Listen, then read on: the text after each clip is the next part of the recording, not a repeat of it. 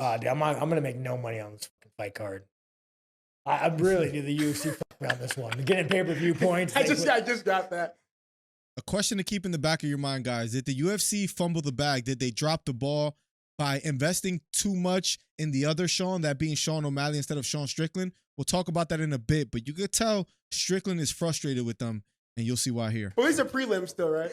They give me pay-per-view points. They put this as a fucking fight card. These are prelims. God damn it. I think I don't know if I know them. No, she's their co-main event, Sean. Yeah, what? This is the co-main event for UFC 297, the fight card that will be happening tonight. It's Raquel Pennington versus Mayra Bueno Silva. Granted, Mayra probably had the best moment in the press conference out of everyone, but this is a lackluster card. I think we have to admit. I personally like it, but any casual fan, any regular person walking down the street has no idea who these two girls are, and that's their co-main event. Now, Dustin Poirier is going to be the co-main event for UFC 299, so just the difference between co-mains and just the rest of the card for 297 and 299 shows that they're investing way more in O'Malley than Sean Strickland as far as building up these two fighters. And it could be because Sean Strickland is a little bit controversial in the things that he says. I understand that. But looking back, I think it's safe to say he might have dropped the ball in investing too much in O'Malley instead of Strickland. What the fuck, guys? Hey, UFC, are you guys trying to fuck me, dude? Are you guys trying not to make me money? What's going on here, dude? Well, they realize they can't give you. And Sean Strickland is joking. UFC, are you guys trying to screw me over? They kind of did, right? Short notice.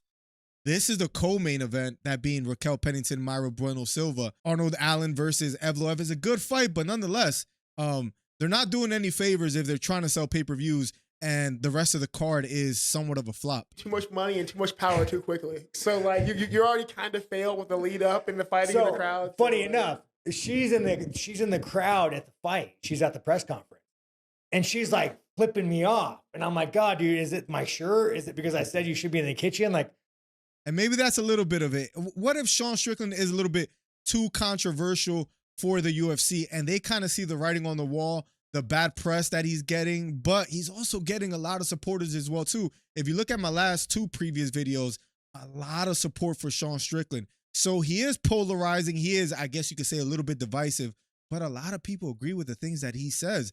And a lot of people disagree as well too. But at the end of the day, he makes headlines, he makes the news, and he has people talking about him. Now, this is a comparison that I wanted to make, and you guys can let me know if you guys agree or disagree. But to me, at least right now, I think the UFC made a massive mistake not realizing how big of a star Sean Strickland is.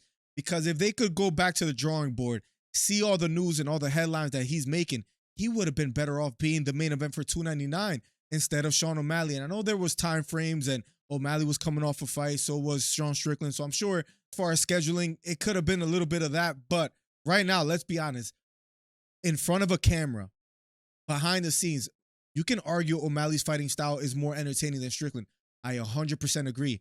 But when it comes to selling a fight, when it comes to drawing attention, let's be honest, O'Malley's fans, as you've seen Topuria and other fighters say before, his crowd is young. A bunch of 16-year-olds that don't buy pay-per-views. Strickland is probably the man that they should have went with as far as promoting. Dana White has been consistent. He's been adamant that he's going to let his fighters say whatever they want. And if that's the case, this is a guy that they should have invested in. Sean Strickland. I think it's a safer bet to bet O'Malley versus Vera instead of Strickland versus Dricus. And if Strickland doesn't win, is he going to run into a roadblock? Is he going to be made fun of? And then people are not going to care about him anymore? I would say the core fan base of MMA, of fighting, is still at this point gonna rock with Sean Strickland. Of course, he's about to fight, so you see him all over the news. You type in UFC, and the first thing that comes up right now is Sean Strickland. But it's more about the things that he says, right? It's not necessarily the fight itself. His fighting style, again, is not necessarily the most entertaining. I just wanted to present this to you guys because are we gonna see the same thing with O'Malley at 299? And if it wasn't for the stacked card that he has behind him, I don't think he gets that much traction. Sean Strickland is all over the news, all over the media. And of course, the UFC knows what they're doing. But I simply ask you guys, hindsight is 2020. And would it have been better for them to stack a card behind Sean Strickland instead of stacking a card behind O'Malley? Let me know in the comments below. Subscribe. I'll see you in the next one. Peace.